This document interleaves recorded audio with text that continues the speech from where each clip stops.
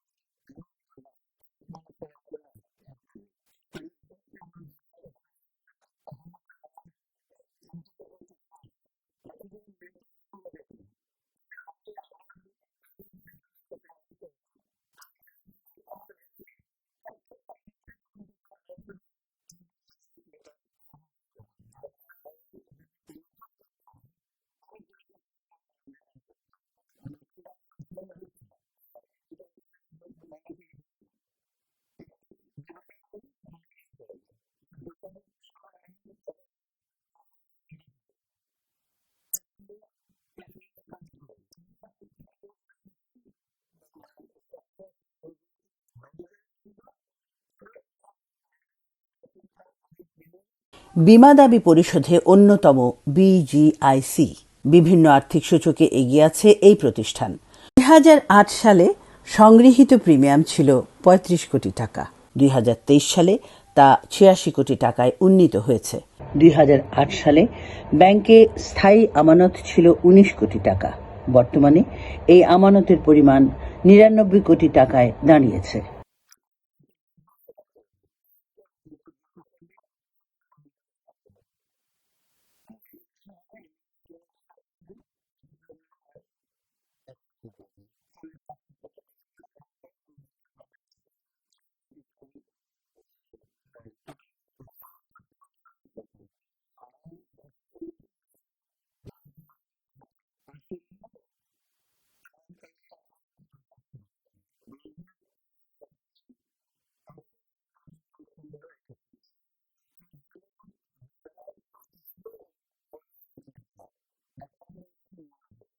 এবার আমাদের মনোযোগের কেন্দ্রবিন্দু প্রগতি লাইফ ইন্স্যুরেন্স পিএলসি। দেশের মানুষ চিকিৎসার জন্য প্রচুর অর্থ ব্যয় করে, তাই জনগণের স্বাস্থ্য সেবা নিশ্চিতে স্বাস্থ্য বীমার প্রতি মনোযোগী প্রগতি লাইফ ইন্স্যুরেন্স পিএলসি গুরুত্ব পাচ্ছে অন্যান্য বীমা পরিকল্প। তবে সঠিক সিদ্ধান্তের কারণে সকল আর্থিক সূচকে এগিয়ে যাচ্ছে কোম্পানিটি। এজন্য যথাসময়ে বীমা দাবি পরিশোধ করতে পারছে প্রগতি লাইফ ইন্স্যুরেন্স পিএলসি। এখন স্বাস্থ্যের খরচ অনেক বেশি।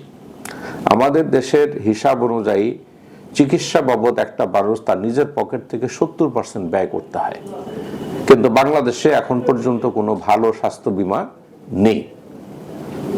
এটা মানুষের মাঝে ভালো স্বাস্থ্য বীমা পরিকল্প এনে মানুষের মাঝে তার প্রয়োজনীয়তা তুলে ধরে স্বাস্থ্য বীমা বড় ধরনের বাজারজাত করা সম্ভব। আমি দায়িত্ব নেওয়ার পর থেকে প্রতি বছরই প্রত্যেকটা সূচকই উন্নতির দিকে যাচ্ছে। বীমা দাবির পরিশোধের ক্ষেত্রে আমরা চেক দিচ্ছি না, এখন সরাসরি গ্রাহকের অ্যাকাউন্টে টাকা পাঠিয়ে দিচ্ছি। 23 সালে আমরা বীমা দাবি পরিশোধ করেছি 366 কোটি টাকা, অর্থাৎ বীমা দাবি পরিশোধের হার প্রায় 99%। 1% বাকি থাকে, সেটা না দেওয়ার কারণে না, সেটা হচ্ছে ধরেন আমরা 31শে ডিসেম্বর যখন অ্যাকাউন্ট ক্লোজ করি সেই দিন যে দাবিটা আমরা পাই ওই দাবিটা তো সেদিন দিতে পারি না। আবার মৃত্যু দাবির ক্ষেত্রে কিছু কাগজপত্রের প্রয়োজন হয়, যার ফলে 1% হয়তো এদিকে থাকে, কিন্তু আমরা 99% বীমা দাবি পরিশোধ করেছি 2023 সালে। এটা ধারাবাহিকতা এখনো আছে। আমরা সেপ্টেম্বর পর্যন্ত 305 কোটি টাকার বীমা দাবি পরিশোধ করেছি। বীমা খাত থেকে দৃষ্টি ফেরাবো আবাসন খাতের দিকে। এই মুহূর্তে আমাদের আগ্রহের জায়গা জুড়ে আছে আবাসন খাতের প্রতিষ্ঠান সবুজধারা প্রপার্টিজের গুরুত্বপূর্ণ প্রকল্প সবুজধারা সিটি। ঢাকা থেকে আমরা আমাদের প্রজেক্টে দুইভাবে যেতে পারি। একটা হচ্ছে ঢাকা আরিচা হাইওয়ে রোড ব্যবহার করে আমিনবাজার বাস স্ট্যান্ড পার হলেই হাতের বাম দিকে একটি ভাঙা ব্রিজ নামে জায়গা আছে, সেখান থেকে ঢাকা মাওয়া 170 ফিটের যে বাইপাস রোড, এই রোডের সাথে আমাদের প্রজেক্ট। এছাড়াও আমরা মোহাম্মদপুর বসিলার যে রোডটা আছে, বসিলা ব্রিজ পার হলেই ওয়াশপুরের ভিতর থেকে একটা রোড গেছে, ওখান থেকে আমাদের প্রজেক্টের ডিস্টেন্স 4 কিলোমিটার। আমরা হচ্ছে প্রজেক্টের ভিতরে করেছি 40 ফিটের মেইন এভিনিউ রোড, 30 ফিটের দুটি সেমি কমার্শিয়াল রোড এবং যেগুলো হচ্ছে রেসিডেন্সিয়াল রোড, সেখানে আমাদের 25 ফিট করে রোড থাকবে সর্বনিম্ন।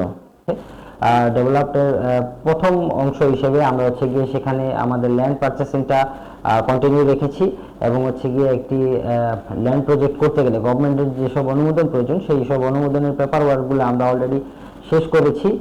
সেই লক্ষ্যে আমাদের হচ্ছে গিয়ে ডিসি পারমিশন, আমাদের গৃহায়নের পারমিশন, পরিবেশের ছাড়পত্র সহ সব ধরনের ডকুমেন্টসগুলো আমরা অলরেডি কালেক্ট করে রেখেছি। 2021 সালের ডিসেম্বর থেকে আমরা যখন থেকে সেল করা শুরু করছি তখন থেকে আসলে আমাদের ডেভেলপমেন্টের কাজটা চলমান রয়েছে। তৃতীয় স্টেপ বালিভরাট করছি। ঢাকা আরিচা মহাসড়কের সাভার আমিনবাজারের সন্নিকটে ওয়াকুর্তা ইউনিয়নে আবাসন প্রকল্প সবুজধারা সিটির অবস্থান। যথাসময়ে প্লট হস্তান্তরের নিশ্চয়তায় পুরোদমে মাটি ভরাটের কাজ চলছে। প্রকল্পটিতে রয়েছে স্কুল, কলেজ, বিশ্ববিদ্যালয়ে খেলার মাঠ, কাঁচা বাজার ও ওয়াচ টাওয়ার সহ পর্যাপ্ত নাগরিক সুবিধা। যার নেতৃত্বে এই কর্মযজ্ঞ পরিচালিত হচ্ছে তিনি হলেন কোম্পানির নির্বাহী পরিচালক এম এ হালিম।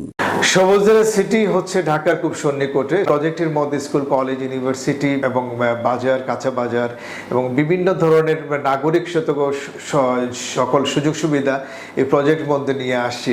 সবুজধারার একটা বিশেষত্ব হচ্ছে যে প্রতি বছরই অলরেডি সবুজধারার জমির দাম বাড়ছে এবং সেটা ক্রমান্বয়ে এটা চলমান। এই সবুজধারা সিটি আশা করছে আরো 5 থেকে 6 বছর পরে যখন প্লটটা প্রজেক্টে হ্যান্ডওভার হবে তাতে দেখা যাবে যে 30 থেকে 40 বা 50 লাখ টাকা পার কাটা হওয়ার সম্ভাবনা থাকা সত্ত্বে জমির যারা ক্রয় করেছেন তারা বিশ্বাসের জায়গাটা তৈরি করতে পেরেছেন, আমি সেটা মনে করছি। সবুজধারা সিটিতে জমি নেওয়ার পিছনে আরেকটা কাজ হচ্ছে যে সবুজধারা সিটি যারা ম্যানেজমেন্ট আছেন তারা দক্ষ এবং অভিজ্ঞ, দীর্ঘদিন থেকে এই রিয়েল এস্টেটে কাজ করে আসছেন, যার জন্য ক্রেতাদের কাছে খুব তাড়াতাড়ি সবুজধারা সিটির ম্যানেজমেন্টটা যেতে পেরেছে এবং তারা একটা বিশ্বাসের জায়গা পেয়েছে।